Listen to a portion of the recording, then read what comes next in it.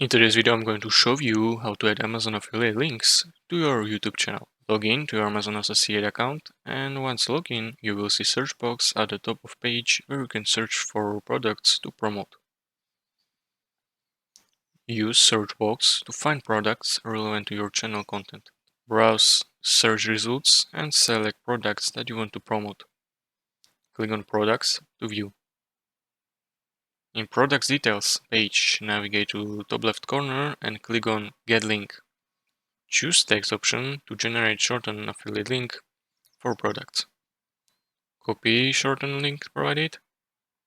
Then go to your YouTube channel and click on our profile icon in the top right corner. Select YouTube Studio from dropdown menu. In the YouTube Studio, go to Channel and choose Video where you want to add affiliate link. Click on Details for selected video and paste affiliate link into video description box. Optionally, add text around the link to provide context or entice viewers to click. Click Save to apply changes. Once affiliate link is live in your video description, viewers can click on it to purchase the products on Amazon. You can track performance of your affiliate links and monitor your earnings through your Amazon Associate dashboard.